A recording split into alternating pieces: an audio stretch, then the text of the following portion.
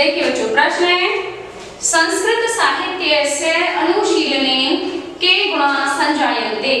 संस्कृत साहित्य के अनुशीलन से कौन कौन से गुण विकसित होते हैं?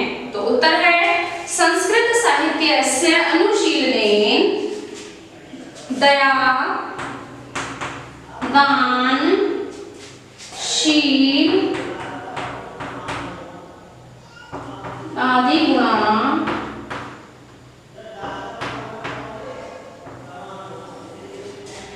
संजायन्ते।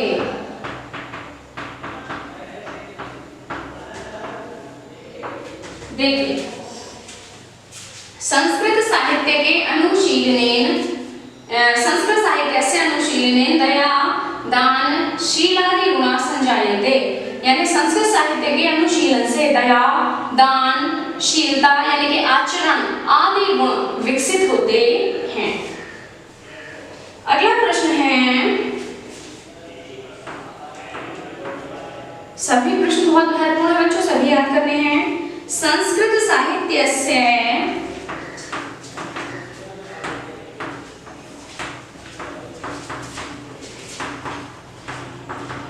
संस्कृत साहित्य से आदिकवि का अस्ति। आदिकवि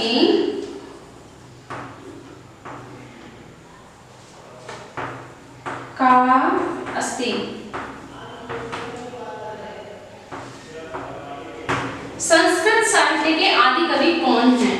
तो जैसे कि मैंने बताया था आदिकवि वाल्मीकि। तो देखिए, संस्कृत साहित्य से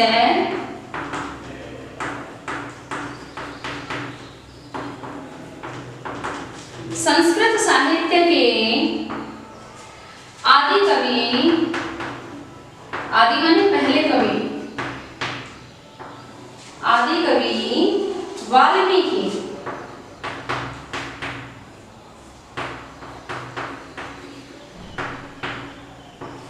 वाल्मीकि अस्ति माने हैं।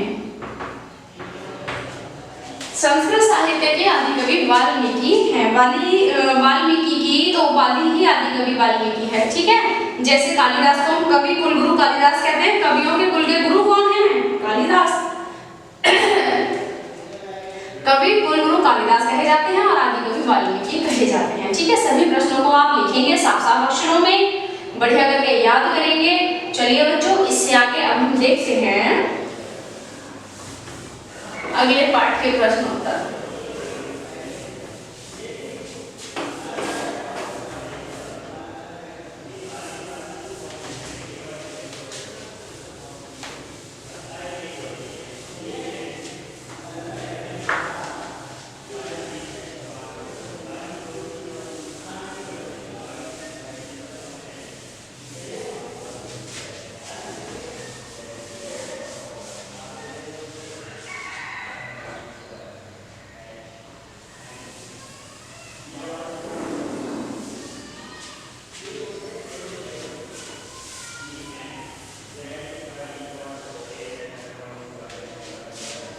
देखिए,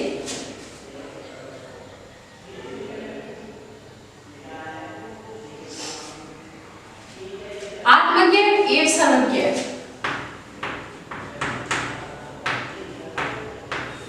आत्मज्ञ एवं सर्वज्ञ अर्थात आत्मा को जो जानता है वही सर्वज्ञ है, ठीक है।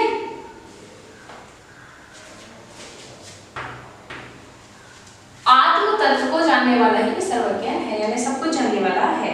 इस प्रश्न के प्रश्नोत्तर हम आपको करवाते हैं, ठीक है। देखिए, प्रश्न है कस्य खलु, कस्य खलु दर्शने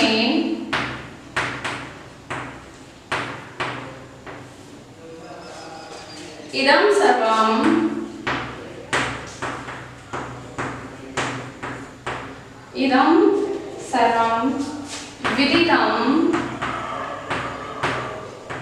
विदितं भवति। खलु माने किसके, दर्शने माने दर्शन से, इदम सर्वम माने यह सब, विदित माने ज्ञात, भवति माने होता है। ठीक, निश्चय ही किसके दर्शन से यह सब ज्ञात होता है। क्या यह सबसे क्या तात्पर्य है बच्चों, यह सबसे तात्पर्य है कि ये दुनिया नश्वर है, केवल परमात्मा ही अविनाशी है। यहाँ हम मोह के द्वारा एक दूसरे से बंधे हुए, नहीं तो हमारा आपस में कोई रिश्ता नहीं है। ठीक है, तो इन सारी बातों का ज्ञान हमें किसको जानने से होता है, प्रश्न ये है ना। तो निश्चय ही किसके दर्शन से हमें ये सब ज्ञान होता है, तो आत्मा के दर्शन से हमें ये सब ज्ञान होता है। तो देखो हम बता देते हैं, आत्मनः, आत्मनः माने अपनी आत्मा के, खलु माने निश्चय ही, दर्शने माने दर्शन से, इदम सर्वम माने ये सब, विदित माने ज्ञात, भवति माने होता है। देखिए, निश्चय ही आत्मा के दर्शन से ये सब ज्ञात होता है। किसके दर्शन से होता है ये सब ज्ञात, आत्मा के दर्शन से ये सब ज्ञात हो जाता है। अगला प्रश्न है बच्चों, मैत्रेयी याज्ञवल्क्यम, मैत्रेयी याज्ञवल्क्यम किम पृच्छत्,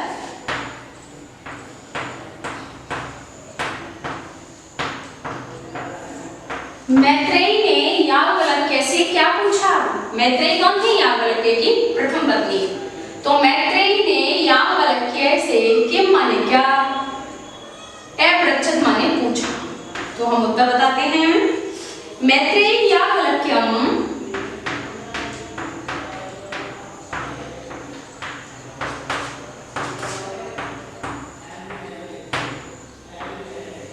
मैत्रेयी ने याज्ञवल्क्य से केवलम माने केवल,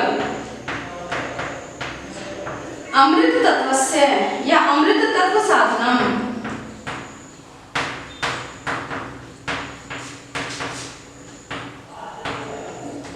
अमृत तत्व साधनम अपृच्छत्।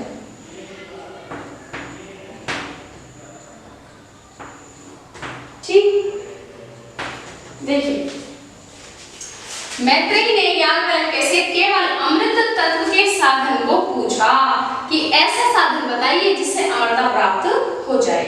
ठीक है, तो अगला प्रश्न देखिए, या फिर से बताऊं, चलिए देखिए, मैत्रेयी ने याज्ञवल्क्य से केवल अमरता के तत्व का साधन पूछा, अर्थात जिससे कि अमरता प्राप्त हो जाए ऐसा साधन पूछा। अगला प्रश्न है बच्चों, देखते हैं हम, वित्तेन कस्य आशा न अस्ति, वित्तेन कस्य, वित्तेन कस्य आशा न अस्ति, धन से किसकी आशा नहीं की जा सकती, या धन से किसकी आशा नहीं है। उत्तर हम लिखते हैं, वित्तेन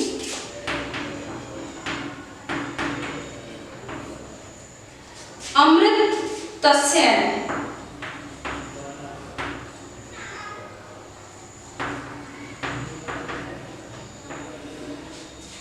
आशा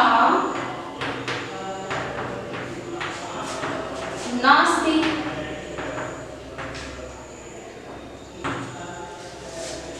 धन से अमरता की आशा नहीं है। ठीक है, धन से किसकी आशा नहीं है, धन से अमरता की आशा नहीं है, क्योंकि धन हमें वैभव देता है, साधन देता है, किंतु अमरता नहीं देता। मृत्यु से छुटकारा हमें धन से नहीं बल्कि ज्ञान से मिलता है। ठीक है, तो वही ज्ञान मैत्रेयी ने याज्ञवल्क्य से जानना चाहा। तो देखो फिर से बता देती हूँ, धन से किसकी आशा नहीं है, धन से अमरता की आशा नहीं है। अगला प्रश्न है, कस्य काम कामाय सर्वप्रिय भवति। कस्य कामाय सर्वप्रियं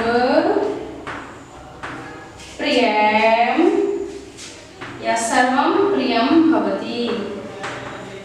किसकी इच्छा से सब प्रिय होते हैं संसार में? स्वार्थ की इच्छा से। ठीक है, संसार की प्रत्येक वस्तु